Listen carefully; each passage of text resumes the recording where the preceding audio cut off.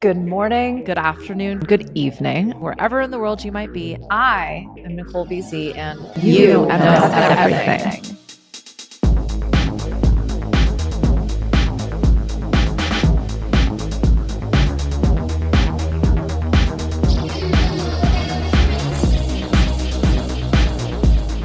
Oh, we live. We live. We recording. Exciting. Welcome. This is another part of the summer series, which means a little less prep, a little less research, a little less data, a lot more shooting from the hip. Old school BZ podcast vibes. And as per usual, these are all pulled from the lots of conversations that I get to have every day, all day with business owners, entrepreneurs, and in this instance, employers.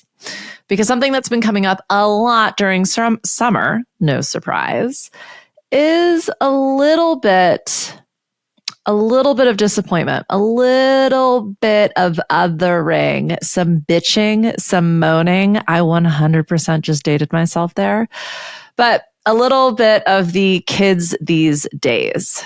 I'm not a boomer. That's 100% a boomer line. I think that's actually every generation's complaint about the next and up and coming generations, right? And it makes a lot of sense during summer, I think. At least here in the Northern Hemisphere, you'd be on winter holidays potentially in the Southern Hemisphere, so you might be bitching and moaning about the exact same thing. We've got a gap in expectation when it comes to how other generations are showing up at work. And I'm actually going to do another episode about how to manage up. But this one is about managing down. And I don't mean that hierarchially. I just mean, how can you work with somebody that is coming from a completely different cultural standpoint because they are an entire generation younger than you, potentially multiple. So you are watching this because you've got some excellent members of the youth in your protection, in your stewardship, and in your employment. And you might not always love what's happening there. And whether it's miscommunication, misunderstandings, misappropriation, like they just ain't showing up. They be quiet quitting. I think so much of this is occurring because we're trying to direct from our point of view. And a lot of my people, I think, are obviously amazing, but they're trying to be the boss they would want to follow, which makes perfect sense. It's innate. And I think that's a lot of assumptions get made there. We're trying to be the cool boss, or we're trying to be the inspirational boss, or we're trying to be the scary boss. We're trying to get shit done, right? We're trying to quality control. So what we're going to talk about today is how you can, I don't want to say speak their language. It's about learning their language. And what often happens is we think we're empowering by asking who, what, when, where, why, how questions. We think we're coming at this from like a woke perspective or a self-awareness, a consciousness leadership perspective. And I'm not suggesting you're not. You are 100% doing that. And also, it's just different. Things are different, right? So I called this episode Skibbity. That is technically a Gen Alpha phrase, but if you know, you know. Gen Alpha is like, I think the top of Gen Alpha right now is 11 years old, right? It's basically anyone born in the last 11, 12 years. Gen Z precedes Gen Alpha. So the Gen Zers are like 22-ish. I have a Gen Zer in my employ. Hi. And then we've got our millennials. Our millennials are essentially the 20s and 30s. I think the oldest millennial might be 40 right now, 40-ish. So that's probably who we're talking about. And you can read all sorts of stereotypes online about what's important to these generations, what verbiage these generations are using, the why behind their work. But well, I'll save the hot tip for the end. There are absolutely ways you can create really synergistic, amazing relationships. And I hate to say it, there's probably some pretty cool ideas out there. There might even be some better ways of doing things. And if you're in my generation, I like to claim old ass millennial, but I'm also like wildly young. I guess that makes me an Xer. I was in that weird gap where we were born analog, graduated digital. So it's like this 5-year, I think it's like 78 to 83 that we're really on the fence. I don't care. I don't give a shit about how old I am. I am like a fine wine, just keep getting better. Actually, not all fine wines do that. Anywho, I digress. I feel like every episode starts with a large digression. So, the other thing here is truly, this applies to everybody.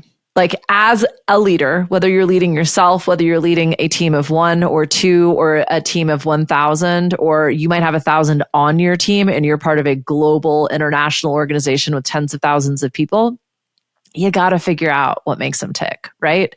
And ultimately, if you understand their language, you're going to have an easier time communicating with them, but you're sure as shit going to have a more effective means of getting things done. So we're talking about work, right? Whether you're at work, whether you are trying to get people to work for you, whether you're trying to work more effectively or more impactfully with others.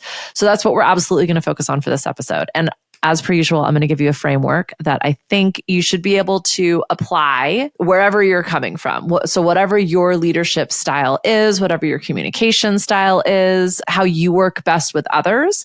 Actually, that reminds me, maybe I'll include this in the show notes. I read recently about creating a handbook, a user's handbook. Like you go to IKEA, you get like the weird directions with pictures that I can never follow and get like 10 screws at the end of it, or all of the directions that you get with any complex piece of furniture, equipment, technology that you're going to be using.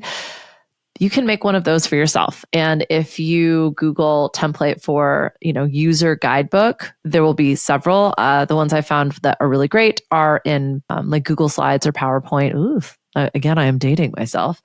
But helping people understand how you work best, how you communicate best, what praise you like, what constructive feedback you're open to, but how you appreciate taking feedback, doing something like this for yourself, but then asking your team to do it with you, the people who you are working directly with, absolute game changer. Firstly, you're going to learn a lot about you. But secondly, you're absolutely going to empower people to be able to work with you more effectively and vice versa. So great, we're done here. Thanks for listening. Thanks for tuning in. Just kidding. Because you know me, it's always the energy behind the action. So really understanding our personal why. And I think this is going to be a really great launch pad for us to kind of then get into the weeds here. But why do you want to be able to work better with people? Why do you want to be able to work more effectively with those that you feel like are in a younger generation that perhaps you're looking through a lens that is really criminalizing their behavior? I don't believe that nobody wants to work anymore. They might not want your shitty ass job. It might no longer be the right job for them. I think something that I work with a lot of my people on is helping them understand if you've got somebody who's young and who's entry level, they're absolutely going to be learning on the job. There are ways that you can create thresholds and boundaries so that you can manage expectations, so you don't feel like you're overextending and investing too much time and money and energy into somebody who may or may not work with you in a couple months. I mean, I think, again, every working relationship should be on a trial basis for at least the first 3 months. My suggestion is probably 6. And I hear everybody going, but how do you do that when you're hiring somebody full time and blah, blah, blah. There are absolutely ways to bake that in. That's not what this episode is about. What I want to get back to is this is about cultural and value alignment. This is about finding those commonalities and finding those threads and being able to really pull on them so that you can galvanize the team. You can all be cohesive. And I'm just seeing like a knit sweater coming back into shape, right? Anytime you find yourself condemning, especially an employee, I've used this example many, many times, but I was talking with a Stanford Business School professor, and they said, there's only 4 reasons that somebody underperforms. 1, they literally don't have the skills. They can be taught. They don't have the resources, as an example, you might need them to work nights and they're in school at night, right? Like they don't have that time available. They don't have the technology. 3, in the sense that the computer's really slow. I remember in my accounting firm, some of the spreadsheets that we were opening up for our cash projections and budgets, they were so complex. They'd take 10 to 15 minutes to open up. And so in our billing cycle, our client would call us up and say, hey, can I get an answer on this? And we would need to give them time to get back to them. They felt like they weren't getting the service that they deserved for their price point, which would make sense. It was a hefty price point. But because there was a gap in understanding, it takes us 10 minutes to open this dang spreadsheet. So we're going to ask to put some time on the calendar because I don't want you sitting on the phone for 10 minutes while literally a program just opens up. So they lack the skills, they lack the resources, they lack the technology, and they also just might lack the understanding. Like they literally might not understand what is being asked of them. And even though you explained it 3 times, what if that needs to be done in a different manner? Is there a written resource? Is there a visual resource? Is there an audio resource? Is there a guide to help them that they can access and see that's available to them? So on and so forth. So these are a lot of things that I actually workshop in real time with people. But I guess what I'm trying to say is, what if the assumption is this isn't because they're 23 years old? This is a gap in understanding because we're just very, very different people. So how do we close that gap? How do we find the commonalities here? Firstly, I think it's really important to map out the path to success. So literally show them, this is what success looks like. Again, so often my bosses and my people think, well, I explained it to them. What did I have somebody say the other day? I need this locked and loaded. I was like, what the fuck does that mean? Like, does that mean bullet pointed out? Does that mean sent? Does that mean strategized and implemented and added into the resource book? Is that all of the above? Does that mean it's scheduled? There's project management backing it up. There's accountability. Resources have been allocated. Like, we're going to be following up on this. Like, locked and loaded is not actually a success metric. No, nor does that mean anything to anyone other than the person saying those words. And if you don't have the wherewithal to say, what does locked and loaded mean? Which, like, quite honestly, no one asked. No one asked that question in this instance. I always say that I'm not talking about a specific person. I'm pretty sure you're going to listen to this. So thank you for the material. I am definitely talking about you. You got it right. Okay. But like, it was a great example, right? That's what I mean. Like, create an actual path to success. And what that means is literally describe the smell, taste, feel, time, space coordinates of what this success looks like. Like, if this particular individual executed this task effectively, describe to me in detail so that if I were unable to access sight or hearing, I could visualize through some form of communication. Okay, that was a bad example, but you know what I'm trying to say? Like, it literally needs to be that crystal clear. You need to be able to show this person and describe to them in vivid detail what success actually looks like. Roadmap. You then need to essentially Google Maps it out. You're here. Success is here. Here's every stop along the way. Here's how you're knowing you're going in the right. There's the street sign. There's the lights. You've hit this junction. It's been 3.7 miles. If you've gone 3.8, you're too far. You know what I mean? Like, map it out. Also, how long it should take, potential challenges they might encounter, options to get around it, the resources that they need in order to successfully navigate to the desired destination. When I work with people in terms of building out process and SOPs and infrastructure and systems within their business, one of the reasons people never reflect back on these things / look at them, they forget they're even there, is because they don't ever get updated or mentioned. It's not somewhere, back in the analog days of my youth, it was all printed out. There was a big ass notebook on a desk that had opening procedures, closing procedures, phone numbers of anybody you might need to call, who the managers were, who was the assistant manager. Like, all of that information was like on a book in front of you while you were working, or in a book in front of you while you were working. It wasn't buried in some 17th nested folder in a cloud drive somewhere that only management has access to. I totally did that the other day. I created a task for like a project for someone. Then I was like, here's where all the resources are. Bye, good luck. And like 3 days later, they were like, I can't find any of this. The gods only know how long they were looking for it, AKA how much time was wasted and frustration created. They didn't have access to it. No wonder you can't fucking find it. You can't see it. It doesn't exist in your world, only my world. That's a classic example. An older version of me probably would have been very frustrated at the time wasted. And the fact that I didn't hear about this for 3 days, like, the expectation is I say, here's a big project to chip away at in your, in your abundance of spare time. And then 3 days later, I hear back on it and like, that's such a waste, blah, blah. This is exactly what I'm talking about. This isn't about the youth's quiet quitting. This is actually about creating an impossible task and then expecting somebody to psychically read my mind and be able to grant access they don't have. So create the roadmap for success, create the resources, make the resources available, let people know where those resources are. And look, if I'm the first one to break it to you, boomer and bitter, jaded Gen Xer, you are going to have to repeat yourself. Okay. Okay. Can we just, unless you make it your wallpaper, unless you write it on every mirror in your lipstick, management and leadership is repeating yourself in new and interesting ways over and over again. When you get to stop repeating yourself, that one is when they remember, when it's memorable, when you make it worthwhile to remember. So that's on you, my friend. So first step, give people the path to success. Second step, make it crystal clear, map it out. This is the desired destination, AKA I am describing in vivid detail what it looks like. Next, here are each single step along the way and every single thing you'll need at that step in order to get to the next step. And then lastly, context. This is where values, culture, and I know you've been waiting for it, your why come into play.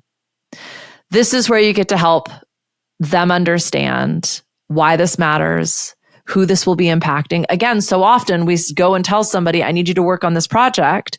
They don't know that marketing is doing something that is waiting on them. And they don't know that development needs marketing to get that asset together so that development can then go. All they're thinking about is the next step in their journey. So by giving them context, not only does it help them understand why this is important, how important this task is, why by mastering this particular task, it's going to connect them to larger parts of the organization and potential futures within the organization. But it also demonstrates to them the culture that you're living, essentially. And this isn't just about individual people doing their individual things. This is a team.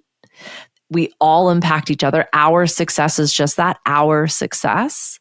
And so it intrinsically moves them kind of up that energetic ladder and gets them to that level 4-5 space where they realize like they are not just siloed, nor, especially if they're younger, if they're entry level, quote unquote, I often think about anybody who's customer or client facing, which can often be entry level positions, are the most important people in the organization.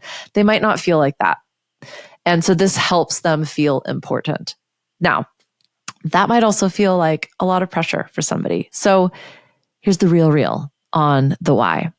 When you're dealing with the youth, they don't know their why. Asking somebody, where do you want to be in 5 years? What is your career goal? What is your ambition? What skills do you want to be learning or studying? Where do you see yourself in this organization? They don't know yet. It's a hard,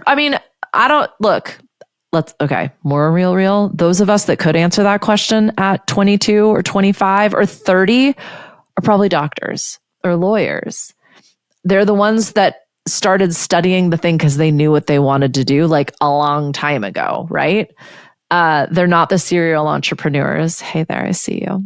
They're probably not I don't want to say they're not creative. They're absolutely creative. We're all creative, but they're not the people who thrive in chaos and harness that energy to continually create and use art as their physical professional practice, right? There's a fixicity to that. Like, I know the answer, the definitive answer to this question. And so that's where this 3-part process, we need context. And another thing that my people often struggle with is they do want to be really empowering, really inspirational, visionary leaders. And we all ask our people, what do you think? What's your suggestion here? Where do you think this could go?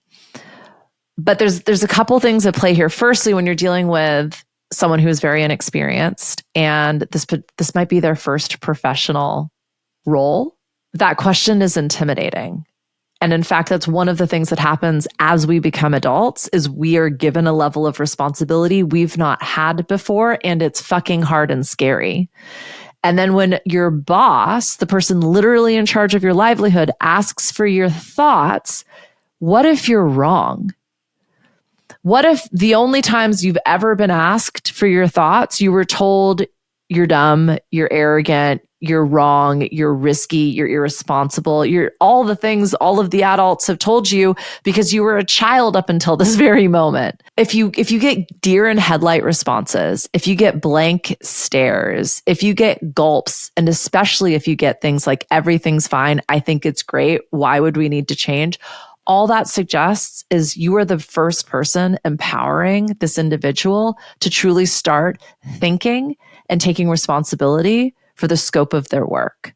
And that's it. That's all that means. This could be something that instantaneously shifts for this individual once they realize they are participating in a culture that actually celebrates gaps, aka problems, aka challenges, because it allows for the opportunity to improve. So if you're bringing something that doesn't make sense or doesn't work, aka like complaining, but you're doing that within the conversation of like, hey, I noticed some things aren't happening, or like, hey, I have some feedback, here's some ideas that I have. That's where you're going to teach them, we like ideas, we like improvement, we like thinking laterally and horizontally and diagonally and vertically. Like, how is this going to impact the next thing that I do, or potentially the other people that are, in marketing and development who are working side by side with me? So you're helping anybody who you believe is young to start maturing. And that's part and parcel with these roles, right? That's why these people are getting paid what they're getting paid, because they are learning on the job, and you get to be the teacher. If you want to hire somebody with more experience, you pay for that, right? Make success crystal clear. Manage expectations around time. Give them projects and opportunities. Hand them the microphone at team meetings. Make it something that is celebratory and also expected. Because the other thing that can often happen, especially with the ambitious, creative, wildly talented people I'm sure you are hiring, is they are hungry. They want more. They move quickly. They're using technology they could probably teach you a lot about. They've got interests and connections in the world that you don't even know exist. That's why this is such an amazing partnership. There's so much opportunity here when we can stop blaming them for something that is completely out of their control, aka when they were born and the culture and the world they were brought up in, and take advantage of it. And I wanted to get back to that building boundaries, helping people understand that this takes time is very, very challenging, because someone who has not experienced a lot of time yet will fundamentally struggle to understand that, because their concept of time is more compact than yours. And look, I just want to call out, this doesn't have anything to do with age. You can have very young, quote unquote, older people and vice versa. So I think, let's just like open our minds to that as well. And I'm not condemning anybody who is 22 to 28 years old. I know some 60-year-olds who act like they're 16, and some 16-year-olds who have the wisdom of the ages, right? So the age is just truly a number. There's just a lot of like stereotyping that I'm hearing, which is why I wanted to have this conversation with you. So back to the flow, which was, I've personally been that hungry, cocky asshole that was devouring everything my supervisor was giving me. One of the reasons I started working for myself is I literally got all of my bosses fired. It was a fucking problem from the age of like 18 to, I guess 24, which is when I really started working for myself. Anybody who I reported to would get fired because their boss was like, what the hell are they doing? Like, you're doing all of the work. I might have been a little bit vocal about that. I was a precocious little dickhead.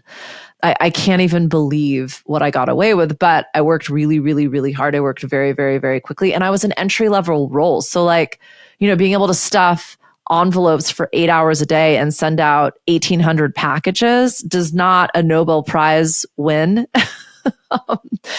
But if you work at an independent record label and that's your distribution methodology, it's pretty great.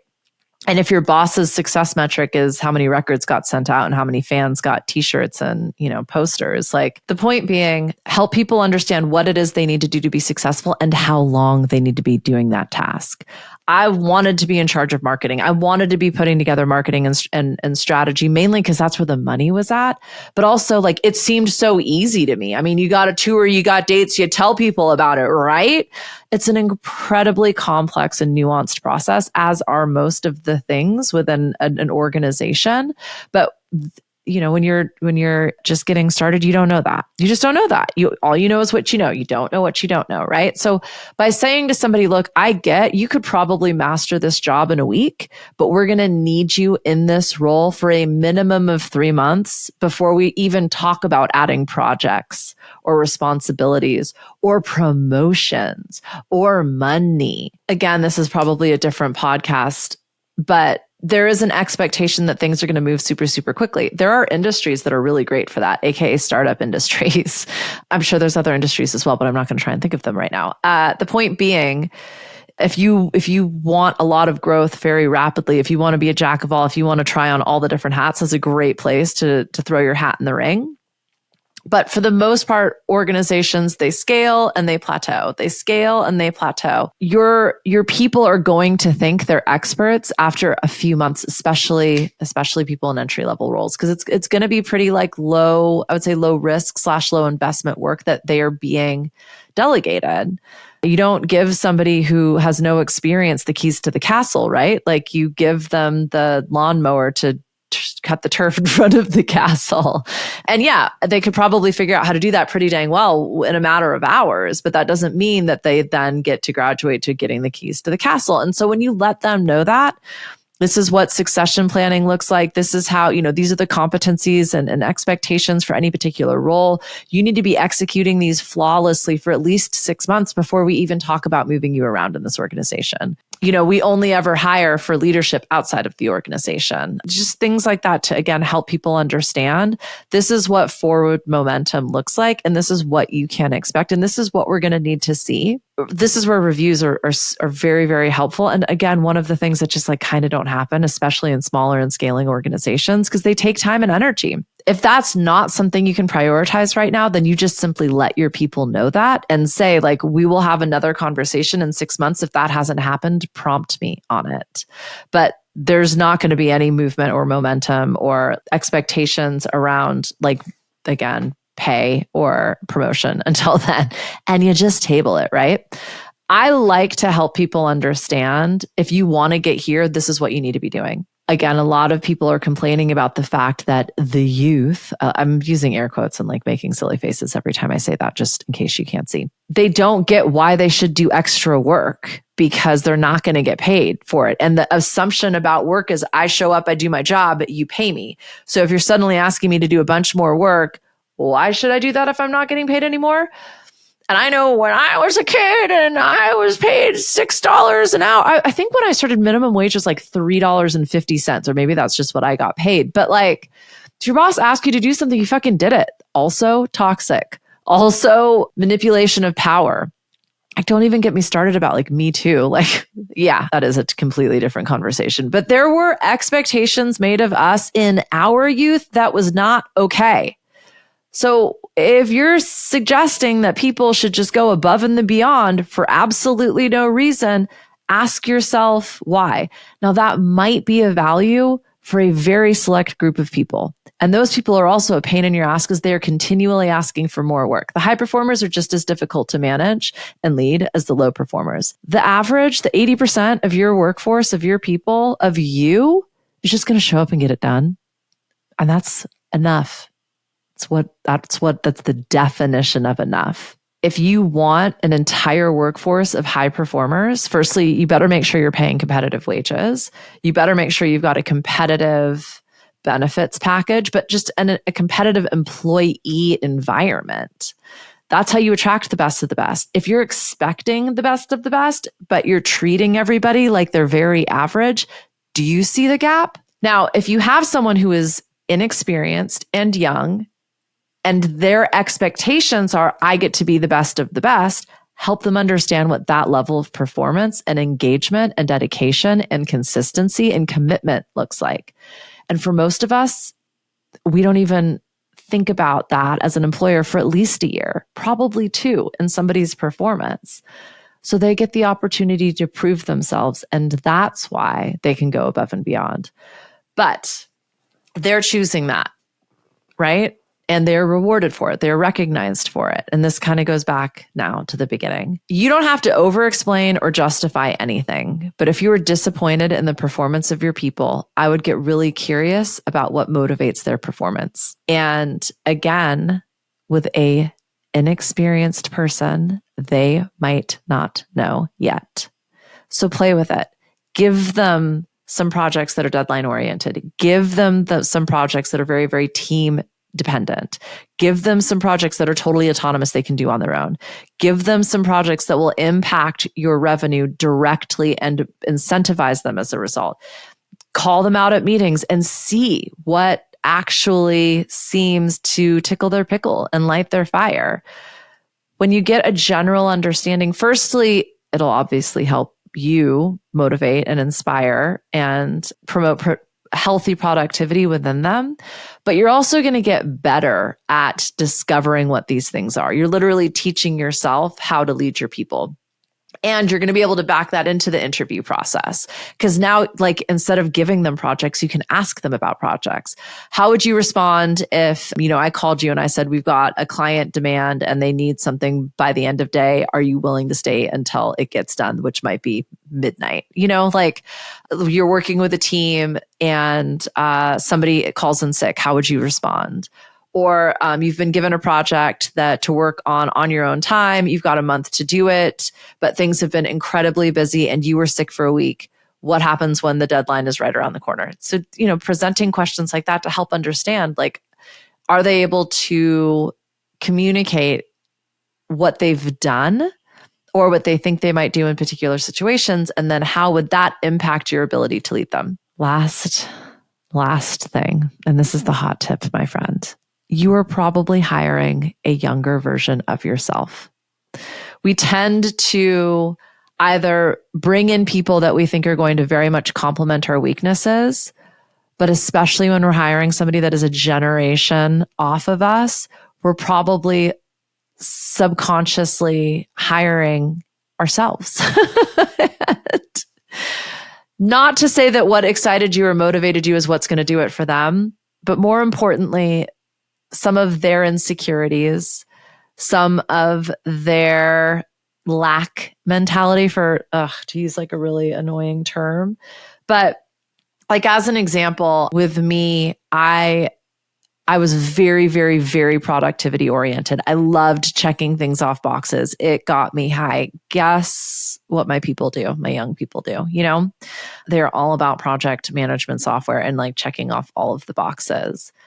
You know what I don't like doing anymore? Any of that. It's a beautiful synergy. And I say that because what we might think is what does it for me is what's going to do it for you. But it's not what does it for you now. It's what did it for you then. And once we bring some attention to the fact we might be making an assumption there, that becomes a beautiful point of clarification. And literally saying, hey, I notice you've built out your own checklist around this. Does it feel really good when you check things off the box? And they might say, no, like actually it really stresses me out having that. It's just really hard for me to remember everything that I'm supposed to do. And I feel like there's a ton of pressure and I'm really overwhelmed. And, I just don't get why like we're doing this in this order, but like, it seems like, this is how I was told to do it. And then you're realizing like, oh, they're just performing. And in fact, this isn't going to be the best way that they work. And perhaps if I create some context or look at how they're doing things, there's some efficiencies that could be created that I'm just not even seeing because we've never talked about it before because it's just the way the last 3 people who've only been in that role for the last 3 months have done it. And it just keeps getting, the bad way keeps getting replicated. God, oh man, I was just looking at the last little example that I gave of myself. And I was like, yeah, what would you do differently if you know what you knew now? And my answer to that was, I wouldn't go to work so hungover that I was puking in the office bathroom during the day. And I wouldn't roll my eyes and audibly sigh at my boss or mouth off on email. So that was 20-year-old BZ. Absolute nightmare. Now I just am full of typos in email. But yeah, I would have asked a lot more questions, been a lot less assumptive. I would have moved a heck of a lot slower, and I would have really, really leaned into my creativity. Faux show. I would have asked for creative projects. So I'd be curious, what would you have done differently? And maybe even thinking about what could be done differently in terms of the management and leadership of anybody that is absolutely jumping to mind as you've been listening to this. So congratulations. You have some secret weapons in your team, and I am so excited to see how you start using them, because I think it could be so much fun. And notice any attachment styles you might have. Notice any, mothering or fathering or coddling that might be happening. Notice assuming it's just not going to work out and kind of setting them up for failure. And please, please, please notice any mind reading you're expecting anybody to be doing, anybody. And like I said, all of this can really be like teased out to anybody that you're working with. But the youth, it's the last time I'll say it, I promise, they get a bad rap. The millennials, in their feels, and they're all like value driven. Guess what? That's fucking awesome. And you can 100% make something really magic happen within your team and your organization by leaning into the stereotypes and really actually getting to learn more about the individual and what makes them tick. So thank you. Thanks for being here, rounding that one out. Oh, gosh, I can talk a lot, can't I? You know where to find me, NicoleBZ.com. If you want the real, jump into the loop. The link will be in the show notes. BZBot is taking over my social media, and I'm just really excited. I'm going to be doing a lot of writing forever. So it's going to be fun. Fun times. Maybe I'll get back to my podcast uniform as well. I'm breaking my own rules. It's my favorite thing to do. I'm definitely one of those young, old people. And by young, I just mean asshole. Okay, bye.